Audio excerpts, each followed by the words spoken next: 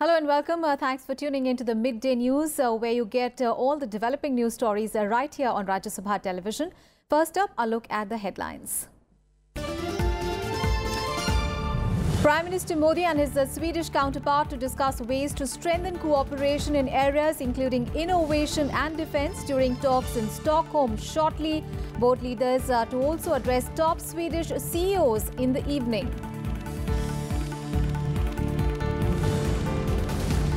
First India Nordic Summit today to discuss how technologies and innovations can take forward India's flagship initiatives, including health and skill development. Prime Minister Modi to meet counterparts of all 5 Nordic countries. Finance Minister Arun Jaitley allays fears as ATMs run short of cash in some states, says banks have enough cash, calls a shortage. Temporary problem of supply in some areas will be addressed in 2 to 3 days.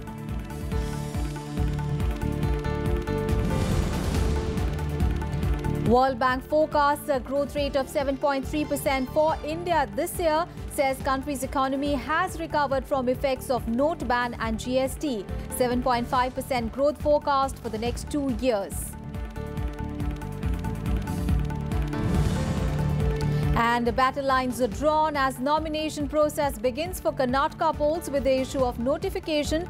BJP has named 154 candidates so far and Congress 218 for polls to 224 seats on 12th of May. The biggest story this afternoon, Prime Minister Narendra Modi will be holding talks with his Swedish counterpart in over an hour from now in Stockholm. Strengthening India-Sweden cooperation in areas of innovation, defence and skill development will be among the key issues that will be discussed between the two leaders. Earlier, Sweden rolled out a red carpet for Prime Minister Modi, Swedish Prime Minister personally welcoming him at the airport. This was a rare gesture as this is the first time that the Swedish Prime Minister has welcomed any foreign dignitary personally at the airport. The Prime Minister is on a 5-day visit to Sweden, UK and Germany. Here is a report. An exceptional gesture reserved for Prime Minister Narendra Modi. Swedish Prime Minister Stefan Löfven receiving Prime Minister Modi at the airport on arrival in Stockholm. Modi is the first visiting foreign dignitary ever to get this welcome from the Swedish Prime Minister. This is also the first prime ministerial visit from India to Sweden in 30 years. The last being in 1988 when then Prime Minister Rajiv Gandhi visited.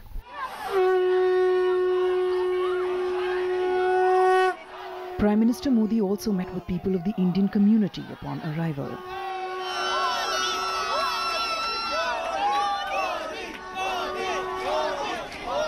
Modi ji का जो उद्देश्य है सभी देशों में घूम के वहाँ के तकनीकी क्षेत्र और वहाँ के यूनिक आइडियाज़ को हमारे देश में लागू करना और डिजिटलाइजेशन के माध्यम से देश को आगे की तरफ बढ़ाना, वो उद्देश्य पूरा हो, हम मोदी जी को सपोर्ट करते हैं. So I've been here since 2004 and I can see between 2014 and now the name of our country in many ways, the ease of doing business, the way India's brand has risen is incomparable. On the agenda today for the Prime Minister is a meeting with the King of Sweden. Prime Minister Modi will then hold talks with the Swedish Prime Minister. India is working to strengthen Sweden's role as a key partner, especially in innovation and defence. Ahead of his visit, Prime Minister Modi had said that Sweden is a valuable partner in India's development initiatives. Several agreements are expected to be signed following the talks. Other issues for discussion will be our excellent cooperation in the multilateral fora, including the United Nations, on which we speak with one voice on several issues. We will speak about skill development, generation of jobs for growth. Sweden is looking at the vast opportunities in India, the huge Indian market, and they want to be part of the India growth story. But what is important is that Swedish technologies, Swedish innovation is also equally significant for India as they dovetail very neatly into our flagship programs of Swachh Bharat, Skill India, Make in India, etc. So I would think that it is a win-win situation and we are natural partners. The two Prime Ministers will then attend a roundtable with Swedish CEOs. The big event of the Prime Minister's Sweden visit, the first India-Nordic Countries Summit, takes place later today. The summit, titled India-Nordic Summit Shared Values, Mutual Prosperity, is a meeting with all heads of governments of 5 Nordic countries, including Denmark, Finland, Iceland and Norway. Cooperation in technology, investment and defence will be part of the main agenda. India needs the cooperation of Nordic nations in United Nations and other international fora. The Prime Minister will also hold separate bilateral meetings with his counterparts from the other 4 Nordic countries. Prime Minister will be meeting with the Nordic leaders bilaterally also, but also again at a summit level. Again for discussion, there will be issues relating to technologies, relating to innovation, skill development, as they impact on the India growth story and how we can take forward our flagship initiatives with the help of these technologies and these innovations. Nordic Summit will discuss the broad agenda item of global security. And as you know, in the last couple of years, unfortunately, even European countries have been a target of terrorism and violent extremism. So this region and the European Union in particular is more sensitive to the issue now. And this will be an opportunity for us to sensitize them about the threat of terrorism and violent extremism and how these groups are active in our neighborhood, particularly in South Asia. Denmark is particularly strong in certain sectors, which is renewable energy, maritime and shipping, agriculture and food processing. They are also very strong in water recycling, water conservation.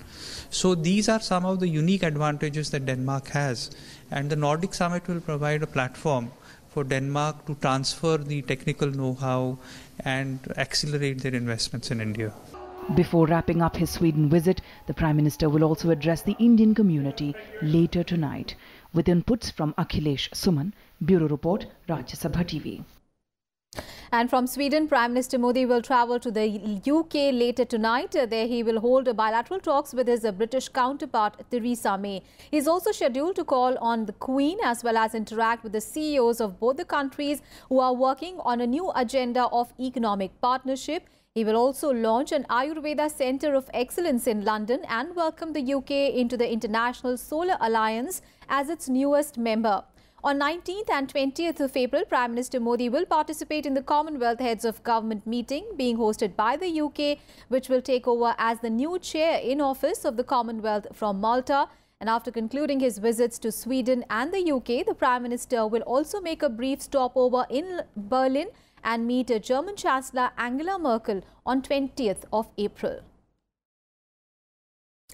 All right, let's go across to my colleague Akhilesh Suman, our Foreign Affairs editor. He's joining us live from London. Akhilesh, India has rolled out a red carpet for Sweden, I beg your pardon, has rolled out a red carpet for Prime Minister Modi, and after bilateral talks, India and Sweden are going to co-host the first ever India-Nordic Summit today. Of course, the Nordic countries are looking at increasing their exports to India, and PM Modi will be looking to attract investment for his Make in India campaign.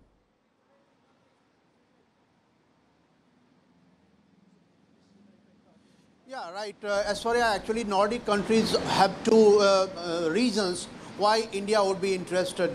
Because, see, all the 5 Nordic countries are technologically very developed, and they have immense investment potential in India. Even though they are small countries of Europe, but their influence on the many smaller countries in the world is immense. They have very great networking among the nations of the world, and that is why India, I think, that wants to correlate itself with the Nordic countries, because one of the major reasons that India's ambition is reflecting all over that we need UN reforms very urgently, because UN has been obsolete and it is not reflecting the realities of the world today. And in that reform process, the voice of Nordic countries and influence of Nordic countries will be very much important. And that is why Prime Minister Narendra Modi is holding joint summit with all the 5 Nordic countries, and he is also meeting separately with all the 5 head of governments other than the King of Sweden also. So the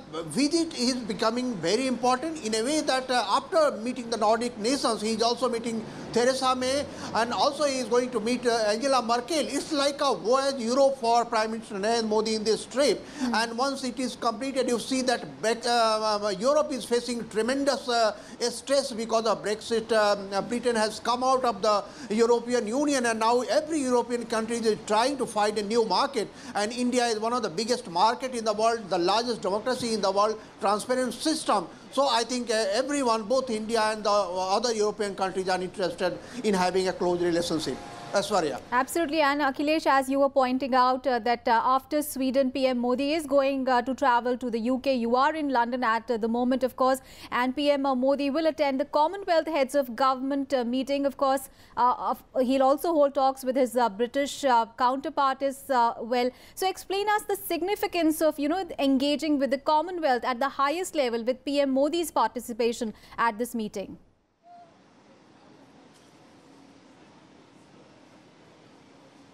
Right, Yaswarya, you know that Commonwealth has been a conglomeration of 53 nations. Now it is just 52 because Maldives has come out of Commonwealth.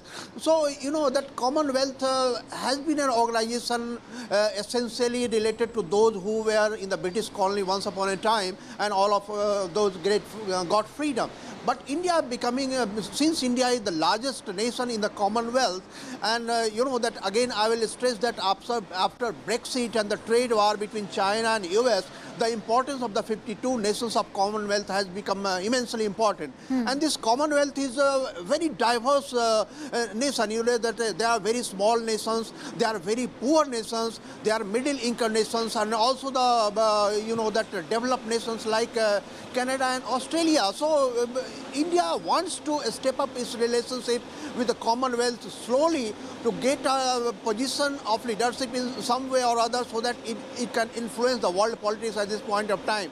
And given the fact that Theresa May has been trying to correlate herself with India, but not so successfully. But now I think she has also realized after Brexit and increasing influence of China in the whole Commonwealth nations, she wants to also have a relationship, close relationship with India. And for that, we know that we are in an advantageous position at this point of time, because Commonwealth suits our own goal to increase our influence, and this is the strategy with which India is working. Yes. Because you know that for last 9 years India was not representing Commonwealth at the highest level. Yes. Even though we had been sending our representative. But now Prime Minister has decided that this is an opportune moment to influence the 52 nations of the world who had been closely related with one country, and our influence should also increase, and 52 it becomes a major bloc. And you know that given that Pakistan is also in that, so and China is not inside that. So barring Pakistan, we can have a very close relation with all the Commonwealth nations, and we can increase our influence for major reforms in the world. Right, Akhilesh, thank you so much for all those updates. You keep getting us all those updates there from London, as Prime Minister Modi will travel to the UK from Sweden. And while in UK, he will attend the Commonwealth Heads of Government meeting. And on Monday, British Prime Minister Theresa May opened the Commonwealth Business Forum, marking the starting of the Commonwealth Heads of Government meeting. Now, India is among 52 other member countries participating in the summit, which is hosted by the UK to discuss the issues facing the Commonwealth countries. And the theme is towards a common future.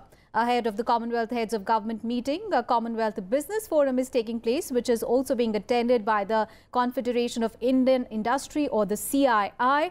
The Indian business leaders are looking to highlight opportunities for intra-Commonwealth collaboration across various sectors like technology, skills, agriculture, infrastructure. And according to the Commonwealth Trade Review, which is released earlier this week, India is the top recipient of the foreign direct investment from within the Commonwealth, and is also the second most lucrative source of investment within the organization. British Prime Minister opened the summit with a message of using the organization to challenge the forces of protectionism and promote greater trade. The UK also unveiled a range of new initiatives and networks to mark the launch of the CHOGM.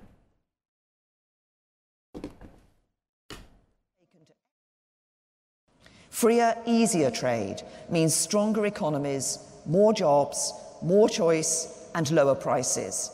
And that's true here in the UK, across the Commonwealth and around the world. With its unique scope and global voice, such a Commonwealth can set a powerful example to the world, one that demonstrates and underlines the importance of protecting free trade and the rules-based international order.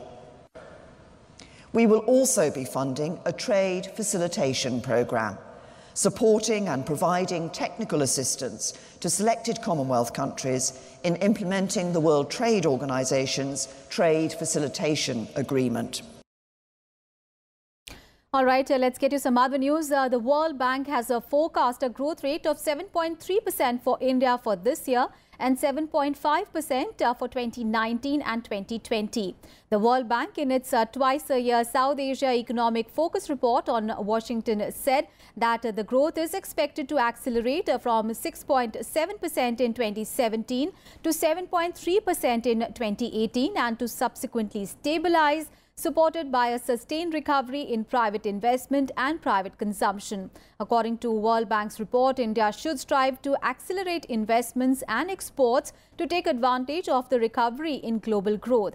The World Bank noted that the country's economy has recovered from the effects of demonetization and the goods and services tax. Looking ahead, a return to business as usual and subsequent rebalancing of growth drivers towards investment could support the acceleration of the GDP growth to 7.4% by 2019 FY.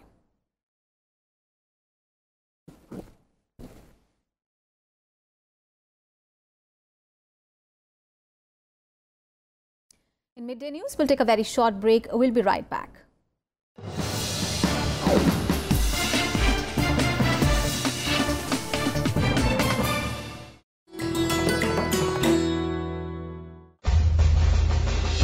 Enter the majestic forecourt of Rashtrapati Bhavan and you'll come across the Jaipur column. A gift to the Viceroy from Savai Madho Singh, the Maharaja of Jaipur, to commemorate the creation of the new capital. The 145-meter high column is crowned with 6 pointed crystal stars on a bronze lotus, and inside the stone shaft runs a steel tube which weighs a little more than 5 tons. The base of the column has text conceived by Lord Irwin and Sir Edwin Lutyens inscribed on it.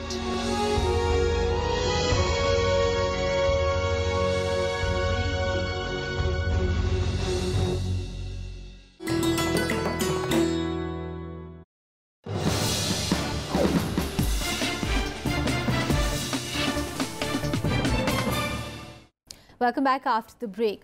The government has said that it is working to address the issue of a currency crunch being reported from some states. Finance Minister Arun Jaitley informed on Twitter that his ministry has reviewed the currency situation in the country. He said that overall there is more than adequate currency in circulation and also available with the banks. He added that the temporary shortage has been caused by a sudden and unusual increase in some areas and it is being tackled quickly. Meanwhile, Minister of State for Finance SP Shukla has said that the government has formed state-wise committees and the RBI has also formed a committee to transfer currency from one state to the other. He said that the issue of currency disbalance in the states will be sorted out within 3 days. अब इसको तो आप लोग काफी संख्या में मैं general बता दूं कि देखिए इस समय भी हमारे पास 1.25 लाख करोड़ रुपए की कैश करेंसी है, उसमें कोई प्रॉब्लम नहीं है। प्रॉब्लम एक आई है जिसको हमको भी सीधे तौर पर स्वीकार करने में कोई चल रही है कि कुछ राज्यों में जो है पैसे अधिक हो गए, कुछ में कम हो गए हैं। तो उसके लिए हमने गवर्नमेंट ने कमेटी बनाया है, स्टेट वाइज कमेटी बना दिया है और रिजर्व बैंक अपने भी एक कमेटी बना करके वो ये कर रहा है कि पैसा एक स्टेट से दूसरे स्टेट को ट्रांसफर किया है, क्योंकि बिना रिजर्व बैंक के अनुमति के वो पैसे ट्रांसफर नहीं किए जा सकते हैं। तो उसका हम कर दिए हैं। ये मुझे लगता है कि 2-3 दिन के अंदर ही पूरा का पूरा हम उसको वो कर लेंगे। People from nearly 6 states have been complaining that ATMs have not been dispensing cash and they are facing difficulties as a result.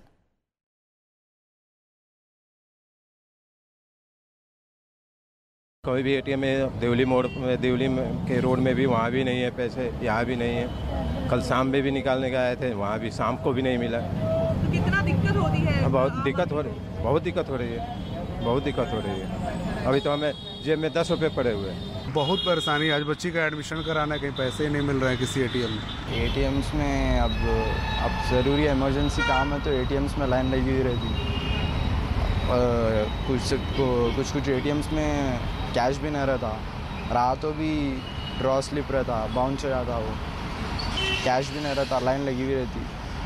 पूरे आजकल पूरे एटीएम्स में वही चल रहा। पैसा कहाँ गया अभी भाई, तो ये तो विभाग को जाने।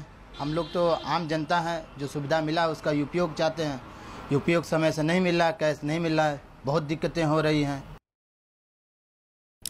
And the Standing Committee on Finance, chaired by senior Congress leader M. Veerappa Moily, is questioning Finance Ministry officials amid a rising NPAs, incidents of fraud and governance lapses in the banking sector. The Parliamentary Standing Committee on Finance is currently meeting. The panel had last met on 9th of March in the aftermath of the over 13,000 crore rupees fraud in Punjab National Bank. It had then asked the ministry to institute a comprehensive probe encompassing systemic elements in the case and submit its report within a month. On to news from Karnataka, where filing of nomination papers for the 12th of May election to the Karnataka Legislative Assembly has begun with the issue of notification. The last date for filing of nomination papers is 24th of April and scrutiny will be happening on 25th of April. The last date for the withdrawal of candidature is 27th of April. Ruling Congress, which is making a bid to retain power in the state, has released a list of 218 candidates. Meanwhile, the BJP and the JDS are leaving no stone unturned to defeat the ruling party. The BJP, which is determined to bounce back to power, has come out with the Vision 150 to secure 150 seats minimum in the 225-member House. The BJP released its second list of 82 candidates on Monday, taking the total number of seats for which it has declared its nominees to 154. The counting of votes will be held on 15th of May.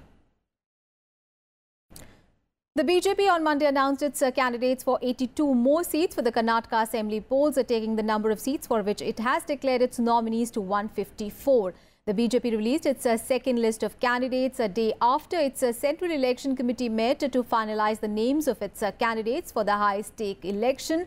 The BJP had declared its first list of 72 candidates on 8th of April that included its chief ministerial candidate B.S. Yediyurappa and senior leaders K.S. Ishwarappa and Jagdish Shettar. Meanwhile, the ticket distribution in Karnataka has caused resentment in the Congress's camp. Congress workers have protested at many places in the party offices of the state. While the state leaders are dissatisfied over the ticket distribution, senior party leader K. Rahman Khan has also expressed his unhappiness with the Chief Minister Siddaramaiah.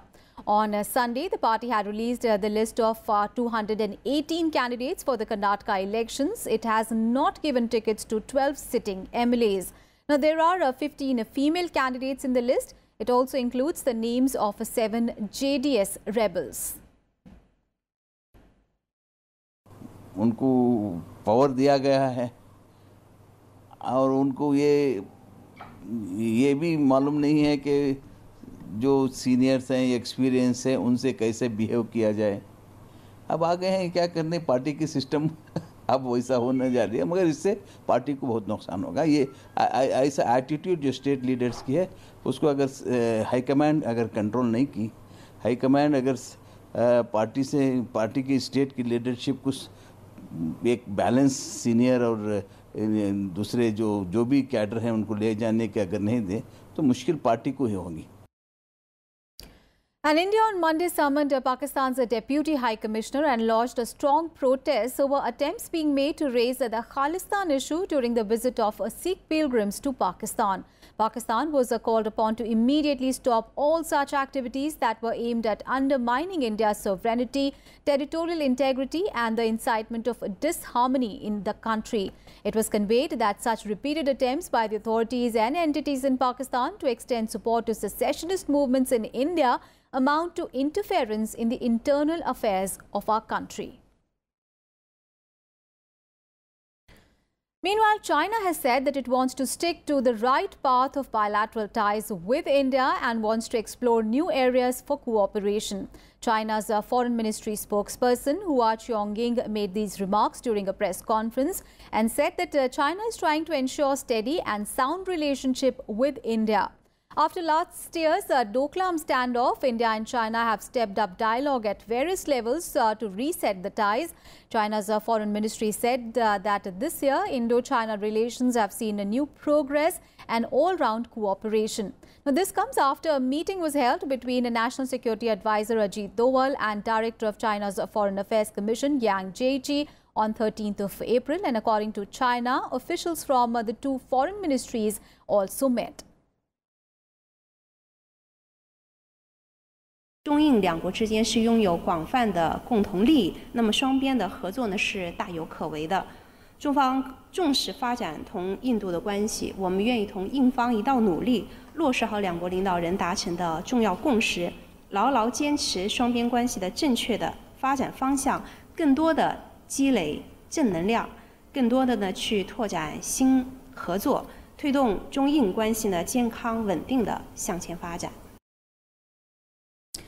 Now an update on Syria crisis, and Russia on Monday said that it still hopes for a dialogue with Washington despite US-led strikes on Moscow's ally Syria last week. Kremlin spokesman said on Monday that despite the damage to bilateral relations, it hoped that the US would initiate some kind of communication with it. Russian President Vladimir Putin had warned on Sunday that further Western attacks on Syria would bring chaos to world affairs. Meanwhile, Russia has also said that chemical weapons inspectors in Syria will be permitted to visit the site of an alleged chemical attack last week. The international team has been in the country since Saturday, but they have not been allowed to visit Duma. Russia also rejected the US's accusations of tampering with the evidence in the investigation over the alleged use of chemical weapons. Remember, the alleged chemical attack on 7th of April prompted military strikes on Syrian government targets by the US, UK and France a week later. Syria and its ally Russia deny any chemical attack took place, with Russia calling it staged. And that's all in this news bulletin. Thanks for watching.